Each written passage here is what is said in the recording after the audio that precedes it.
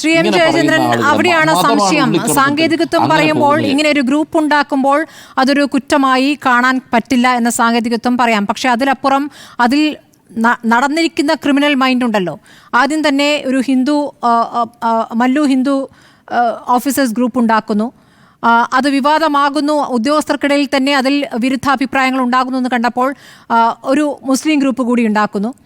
അതും ചർച്ചയായി കഴിഞ്ഞു. അതിൻ്റെ സ്ക്രീൻഷോട്ട് എടുത്ത് ആ മുസ്ലിം ഗ്രൂപ്പ് ഉണ്ടാക്കിയതിൽ ചേർത്ത ഒരു ഉദ്യോഗസ്ഥ അത് പരാതിയായി നൽകുന്ന ഒരു ഘട്ടം വന്നപ്പോൾ വേഗം പോലീസിൻ്റെ അടുത്ത് പോയി കള്ളപ്പരാതി കൊടുക്കുന്നു. അവനവനുണ്ടാക്കിയ ഗ്രൂപ്പുകളാണ്, അവനവൻ ഫോണിൽ ചെയ്ത കാര്യങ്ങളാണ്, കള്ളപ്പരാതി കൊടുക്കുന്നു. എൻ്റെ ഫോൺ ഹാക്ക് ചെയ്തു എന്ന കള്ളപ്പരാതി കൊടുക്കുന്നു. എന്നിട്ട് ആ കള്ളപ്പരാതിയാണ് എന്ന് പോലീസിന് തെളിയുന്നുണ്ട്, അത് കള്ളപ്പരാതിയാണെന്ന്. ഹാക്ക് ചെയ്യപ്പെട്ടിട്ടില്ല എന്ന് കൃത്യമായി വ്യക്തമാകുന്നുണ്ട് അന്വേഷണത്തിൽ, സാങ്കേതിക അന്വേഷണത്തിൽ തന്നെ വ്യക്തമാകുന്നുണ്ട്. പക്ഷേ പോലീസ് നൽകിയ റിപ്പോർട്ടിനെയൊക്കെ ഇപ്പോൾ മയപ്പെടുത്തി പോലീസിനെ നൽകിയിരിക്കുന്ന വ്യാജ പരാതി, തെറ്റിദ്ധരിപ്പിക്കുന്ന ഭാഗം, ഇതൊക്കെ മറച്ചുകൊണ്ടാണ് ഇപ്പോൾ മെമ്മോ നൽകിയിരിക്കുന്നത്. അപ്പോൾ അതെന്തിൻ്റെ സൂചനയാണ് ശ്രീ എം ജയചന്ദ്രൻ?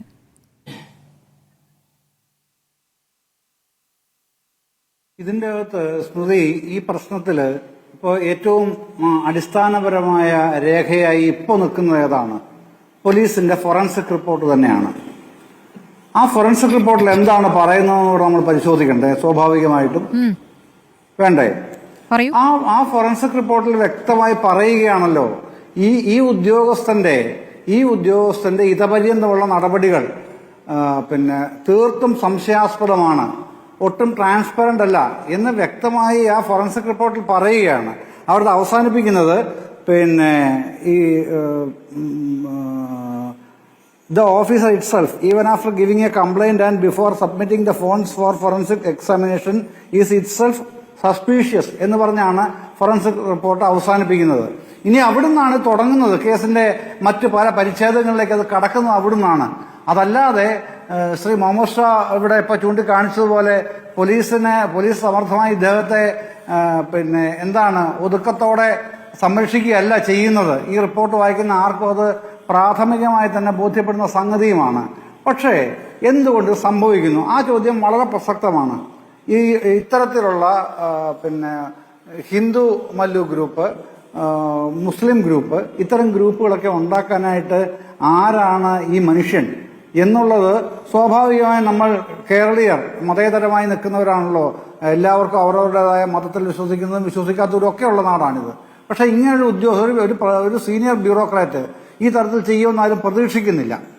അതുകൊണ്ട് തന്നെ ഈ ഒരു സംഭവം ഉണ്ടായപ്പോൾ അതിനോട് ആദ്യം ഒന്ന് പ്രതികരിക്കുന്നത് സ്വല്പം സ്തോഭത്തോടെ തന്നെയാണ്. ഇങ്ങനെ സംഭവിച്ചു പോയല്ലോ, എന്തുകൊണ്ട് ഇങ്ങനെ സംഭവിക്കുന്നു. പിന്നീടാണ് അതിനെക്കുറിച്ച് വിശദമായ അന്വേഷണം നടക്കുന്നതും നമ്മൾ അറിയുന്നതും അന്വേഷിക്കുന്നതും ഒക്കെ. അങ്ങനെയാണല്ലോ എല്ലാവരും അന്വേഷിക്കുന്നത്. അന്വേഷിക്കുമ്പോൾ ഒട്ടും സുഖകരമല്ലാത്ത രീതിയിൽ ഈ ഇങ്ങനെ ജാതിപരമായി മതപരമായ ഗ്രൂപ്പുകൾ ഉണ്ടാക്കി അതിലിങ്ങനെ നിർവൃതി കൊള്ളുന്ന രീതിയിലാണ് കുറച്ച് സമയങ്ങളായി ഉദ്യോഗസ്ഥന്റെ പ്രവർത്തനങ്ങൾ മുഴുവൻ വരുന്നത്.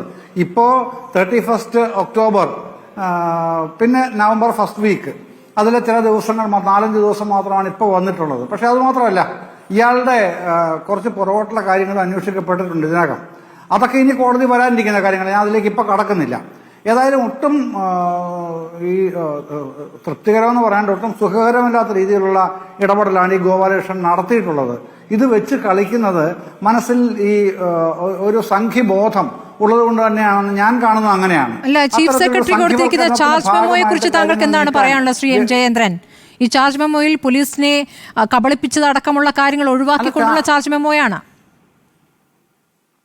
IAS ഉദ്യോഗസ്ഥർക്കിടയിൽ ഭിന്നിപ്പുണ്ടാക്കാൻ ശ്രമിച്ചു എന്ന കുറ്റം മാത്രമേ ഉള്ളൂ സംസാരിച്ചത്.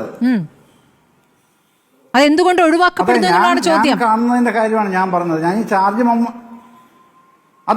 മെമ്മോയിൽ പറഞ്ഞിട്ടുള്ള കാര്യങ്ങൾ മാത്രമല്ല, ഞാൻ അതാ പറഞ്ഞ അടിസ്ഥാനപരമായിട്ട് നമ്മൾ ആധാരമാക്കണമെന്ന് ഞാൻ കരുതുന്ന ഈ ചർച്ചയിൽ ഈ പറയുന്ന ഫോറൻസിക് റിപ്പോർട്ടാണെന്നാണ് ഞാൻ പറയുന്നത്.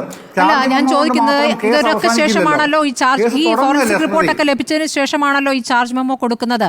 ചീഫ് സെക്രട്ടറി ഈ ഉദ്യോഗസ്ഥന്, IAS ഉദ്യോഗസ്ഥന് ചാർജ് മെമ്മോ കൊടുക്കുന്നു, അതിന്മേലുള്ള മറുപടി കിട്ടുന്നു. എന്താണ് ഇനിയുള്ള? ഇപ്പോൾ സസ്പെൻഷനിലാണല്ലോ, അതിലപ്പുറം എന്ത് സംഭവിക്കുമെന്നുള്ളതാണ്. ഗുരുതരമായ ഒരു കാര്യം ചെയ്തു എന്ന ഒരു ബോധ്യത്തിലേക്ക് സർക്കാർ എത്തുന്നുണ്ടോ എന്നുള്ളതാണ്. സർക്കാർ കൃത്യമായ ബോധ്യത്തിലെത്തിയോണ്ടാണല്ലോ ഇക്കാര്യത്തിൽ സസ്പെൻഷൻ ആദ്യം തന്നെ ഉണ്ടായത്. അതല്ലെന്ന് താങ്കൾ പറയുമോ? ഈ ഉദ്യോഗസ്ഥനെ സസ്പെൻഡ് ചെയ്തത് ഗുരുതരാവസ്ഥ ബോധ്യപ്പെടാത്തതുകൊണ്ടാണ്. ആദ്യം നമ്മൾ നന്നായിട്ട് പ്രഷർ ചെയ്തത് ഗവൺമെന്റ് ഒന്നും ചെയ്യുന്നില്ലല്ലോ എന്നുള്ളതായിരുന്നു. അവസാനം സസ്പെൻഡ് ചെയ്തു. സസ്പെൻഡ് ചെയ്ത് കഴിഞ്ഞപ്പോൾ ചാർജ് ഷീറ്റ് കൊടുത്തു. ചാർജ് ഷീറ്റ് കൊടുക്കുന്നതിന് ആധാരമായിട്ട് മറ്റൊരു സാധനം ഉണ്ടെന്നാണ് ഞാൻ പറഞ്ഞത്. ചാർജ് ഷീറ്റ് കൊണ്ട് അവസാനിക്കുന്നില്ലല്ലോ. ഇത് തുടങ്ങുകയാണല്ലോ ഇയാളുടെ പേരുള്ള കേസ് എന്ന് പറയുന്നത്. ആ കേസിന് എവിടം വരെ എത്തും നമുക്കൊക്കെ അറിയുന്നത് പോലെ ഇവർക്ക് പോകാൻ കഴിയുന്ന മറ്റൊരു വഴിയും കൂടെ ഉണ്ടല്ലോ, CIT എന്ന് പറഞ്ഞ്. അതുമൊക്കെ ഉണ്ട്. അവിടെയൊക്കെ പോകുമായിരിക്കും. അപ്പോഴൊക്കെ ആധാരമാവുന്ന ഇനി ഏതാണ്? ഈ ചാർജ് ഷീറ്റാണോ ആധാരമാവുന്നത്? അതൊരു പ്രധാനപ്പെട്ട ഫ്രെയിം വർക്കാണ്, ഓക്കെ. പക്ഷെ അതിനെ ബേസ് ചെയ്ത് ഒരു DGP നടത്തിയ ഒരു ഇൻവെസ്റ്റിഗേഷൻ ഉണ്ട്. ഫോറൻസിക് ഡിപ്പാർട്ട്മെന്റിന്റെ പ്രത്യേക ഒരു അന്വേഷണം വേറെയുമുണ്ട്. ഇത് രണ്ടും ആ റിപ്പോർട്ട് അവിടെ നിൽക്കുന്നു. അത് അവഗണിച്ചുകൊണ്ട് ചാർജ് ഷീറ്റിനെ മാത്രം ചർച്ച ചെയ്യുന്നതിൽ കാര്യമില്ല എന്ന് ഞാൻ പറഞ്ഞുള്ളൂ. ചാർജ് ഷീറ്റ് അവിടെ എന്തുകൊണ്ട് ചാർജ് ഷീറ്റ്? ഓക്കെ, ആ ചോദ്യം ഉണ്ട്, ഇല്ല ഞാൻ പറയുന്നില്ല. പക്ഷെ ഒപ്പം തന്നെ സംശയം വരുന്നത് പുറമേ നിന്നും, അതായത് ഈ വാർത്ത പുറത്തു വന്ന ഘട്ടത്തിൽ കൊല്ലം DCCയിൽ നിന്നും ഒരു പരാതി പോയിരുന്നു. ആ പരാതിയുടെ അടിസ്ഥാനം DCC സെക്രട്ടറിയുടെ ഒരു പരാതി പോയിരുന്നു. പക്ഷെ ആ പരാതി പരിഗണിക്കാനാവില്ല എന്നാണ് പോലീസ് പറഞ്ഞത്. കാരണം ഇത് IAS ഉദ്യോഗസ്ഥരുടെ വാട്സാപ്പ് ഗ്രൂപ്പാണ്. ആ വാട്സാപ്പ് ഗ്രൂപ്പിലുള്ള ഒരാൾ നൽകിയ പരാതി ഉണ്ടെങ്കിൽ മാത്രമേ അന്വേഷിക്കാൻ പറ്റൂ എന്നാണ് ആദ്യം പോലീസ് നിലപാടെടുത്തിരുന്നത്. അല്ല, അതിനൊക്കെ അവരുടേതായിട്ടുള്ള നിയമപരമായ എന്തെങ്കിലും ഫ്രെയിം വർക്കുകളോ അല്ലെങ്കിൽ റെസ്പോൺസിബിലിറ്റീസോ ഒക്കെ ഉണ്ടാവും എന്ന് എനിക്ക് പറയാൻ കഴിയും. ഇപ്പോൾ അത് കൃത്യമായിട്ട് ഞാൻ അന്വേഷിക്കാത്ത കാര്യമാണ്. അത് അങ്ങനെ പുറത്തു നിന്നുള്ള ഒരാൾക്ക് ഇടപെടാൻ കഴിയുന്ന വിധത്തിലായിരിക്കണമെന്നില്ല ആ വാട്സപ്പ് ഗ്രൂപ്പിന്റെ ഫംഗ്ഷനിങ് എന്നേ കരുതാൻ കഴിയൂ. അല്ലാതെ എന്താണെന്നുള്ളത് എനിക്ക് അറിഞ്ഞുകൂടാ. മുഹമ്മദ് ഷേഖ് അറിയാമെങ്കിൽ അദ്ദേഹം പറയട്ടെ. എനിക്കതിനെ സംബന്ധിച്ച് സ്മൃതി അറിഞ്ഞുകൂടാ വാസ്തവത്തിൽ. അങ്ങനെ എന്താണ് അത്തരത്തിൽ ഒരു പുറത്തുനിന്ന് ഒരാൾക്ക് ഇടപെടാൻ കഴിയുമോ എന്നുള്ള കാര്യം സത്യമായിട്ട് എനിക്ക് അറിഞ്ഞുകൂടാ. അറിയാത്ത കാര്യത്തിൽ ഞാൻ അഭിപ്രായം പറയുന്നത് ശരിയല്ലല്ലോ. അത് അദ്ദേഹം പറയട്ടെ. അതല്ല, ഇതൊക്കെ ഈ സംശയം വരാൻ കാരണം എന്താണെന്നുള്ള കാര്യം ശ്രീ ജയേന്ദ്രൻ അറിയാം. ഇപ്പോൾ ADGP RSS കൂടിക്കാഴ്ചയുമായി ബന്ധപ്പെട്ട ഒരു രാഷ്ട്രീയ പ്രതികരണം, രാഷ്ട്രീയ മറുപടി ഇന്ന് വരെ മുഖ്യമന്ത്രി നൽകിയിട്ടില്ല എന്നൊരു യാഥാർത്ഥ്യം അവിടെ നിൽക്കുകയാണ്. ഈ പോലീസിൽ വലിയ രീതിയിൽ RSS പിടിമുറുക്കുന്നു എന്നുള്ളത് കാലങ്ങളായി കേട്ടുകൊണ്ടിരിക്കുന്ന ഒരു കാര്യമാണ്. അതിന്റെ തുടർച്ചയാണ് ഇപ്പോൾ IAS ഉദ്യോഗസ്ഥരുമായി ബന്ധപ്പെട്ട ചില കാര്യങ്ങൾ അറിയുന്നത്. ഈ ഉദ്യോഗസ്ഥനാകട്ടെ തനിക്ക് മേലിൽ നിന്നൊരു നിർദ്ദേശം ലഭിച്ചിരുന്നു എന്ന് പല ഉദ്യോഗസ്ഥരോടും പറഞ്ഞതായിട്ടുള്ള വാർത്തയുണ്ട്. അങ്ങനെ കേന്ദ്രത്തിൽ പോകാൻ വേണ്ടി അല്ലെങ്കിൽ അവിടെ എന്തെങ്കിലും ഒരു സ്ഥാനം കിട്ടാൻ വേണ്ടി അവർക്ക് താല്പര്യമുള്ള രീതിയിൽ ഞാനിത് പ്രവർത്തിക്കുന്നു എന്ന് കാണിച്ചു കൊടുക്കാൻ വേണ്ടിയൊക്കെ ഉണ്ടാക്കിയ ഒരു ഗ്രൂപ്പാണ് എന്ന വാർത്തകളുമുണ്ട്. അപ്പോൾ അത്രയും ഗൗരവത്തിൽ കാണേണ്ട ഒരു വിഷയമാണ്. ആ ഗൗരവത്തിന് അതിൽ കണ്ടു എന്ന് തന്നെയാണ് താങ്കൾ അഭിപ്രായപ്പെടുന്നതാണ് മനസ്സിലാക്കുന്നത്, അല്ലേ? അല്ല, അത് തീർച്ചയായിട്ടും അതെ. ഇതിനകത്ത് ഈ പറയുന്ന ഒരു കാര്യത്തിലൊരു വിയോജിപ്പുള്ളത് എന്താണെന്നറിയാമോ? ഈ RSS വൽക്കരണം IPS-ലും IAS-ലും എന്നൊക്കെയുള്ളത് ഞാൻ അതിനോട് പൂർണ്ണമായി യോജിക്കാത്ത ഒരാളാണ്. കാരണം ഇത് യൂണിയൻ ഗവൺമെന്റ് ഭരിക്കുന്ന RSS അല്ല, BJP നയിക്കുന്ന ഒരു മുന്നണിയാണ്. സ്വാഭാവികമായും ദേശീയ ഗവൺമെന്റ് ഏത് മുന്നണിയാണോ നയിക്കുന്നത് അല്ലെ ഏത് പാർട്ടിയാണോ നയിക്കുന്നത് അവരോടുള്ള ചായ്വ് സ്വാഭാവികമായും കേന്ദ്ര സർവീസിലുള്ള ഉദ്യോഗസ്ഥന്മാർക്ക് ഉണ്ടാകും എന്നുള്ളത് 2014 മുതൽ 2024 വരെയുള്ള പുതിയ കാര്യമൊന്നുമല്ല. എക്കാലവും അങ്ങനെ തന്നെയായിരുന്നു. അത് ആർക്കാണ് അറിയാത്തത്? ഒരു ലീനിയൻസ് അങ്ങോട്ടുണ്ട്. പക്ഷെ അത് ആന്റി സ്റ്റേറ്റ് ആകുമ്പോഴാണ് നമുക്ക് പറയേണ്ടി വരുന്നത്.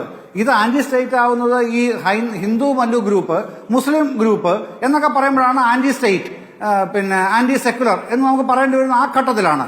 അല്ലാതെ ഈ പറയുന്ന ഉദ്യോഗസ്ഥന്മാരെല്ലാം കൂടെ RSS വൽക്കരിച്ച് കേരളത്തിലാകപ്പാടെ RSS അങ്ങ് വേരോട്ടം ഉണ്ടാക്കി പടർത്തി കഴിഞ്ഞിരിക്കുന്നു എന്നുള്ള തെറ്റിദ്ധാരണ എനിക്കില്ല. അത്തരം ലീനിയൻസ് ഈ നാഷണൽ ഗവൺമെന്റിനോട് അല്ലെങ്കിൽ യൂണിയൻ ഗവൺമെന്റിനോട് സ്വാഭാവികമായും കേന്ദ്ര സർവീസിലുള്ള ഉദ്യോഗസ്ഥർ കാലാകാലങ്ങളായി കാണിക്കാറുണ്ട്. ഏത് ഉദ്യോഗസ്ഥരാണ് ഇവിടെ കാണിക്കാത്തത്? എത്രയോ പേരുടെ പേരിൽ നമ്മൾ ഈ UPA ഗവൺമെന്റ് കാലത്ത് ചർച്ച ചെയ്തിരിക്കുന്ന എത്രയോ പേരുടെ പേരിൽ, പ്രത്യേകിച്ചും 2G സ്പെക്ട്രം കേസില്, കോമൺവെൽത്ത് അഴിമതി കേസില്, അങ്ങനെ എത്രയോ കേസുകളിലുണ്ട് സ്മൃതി. അതൊക്കെ നമ്മുടെ മുമ്പിൽ ഉള്ളതാണ്. പക്ഷേ ഞാൻ പറഞ്ഞ അത് ആ ലീനിയൻസ് ഓക്കെ. അതിന്റെ അപ്പുറത്തേക്കാണ് ഈ ഇൻവോൾവ്മെന്റ് വരുന്നത്. ഇത്തരത്തിലുള്ള ആന്റി സെക്യുലർ ആയിട്ടുള്ള ആന്റി സ്റ്റേറ്റ് ആയിട്ടുള്ള കാര്യങ്ങൾ വരുമ്പോൾ അത് നമ്മൾ തുറന്നു കാണിക്കണം. അതാണ് ഇവിടെ ഗോപാലകൃഷ്ണൻ കാണിച്ചത്. അതിന് അയാൾക്ക് അധികാരമില്ല. അയാള് ഒരു ഉദ്യോഗസ്ഥനാകുന്നത് മതേതര ഇന്ത്യയുടെ കേന്ദ്ര സർവീസിന് ഉദ്യോഗസ്ഥനായിട്ടാണെന്നുള്ള ബോധം അയാൾക്കുണ്ടാവണം. അത് ഉണ്ടാവുന്നില്ലെങ്കിൽ നമ്മളെപ്പോലുള്ളവർ, നമ്മളെല്ലാവരും അടക്കം ഇത്തരം ചർച്ചകൾ നിശിതമായി പറയും. അതാണ് കാര്യം.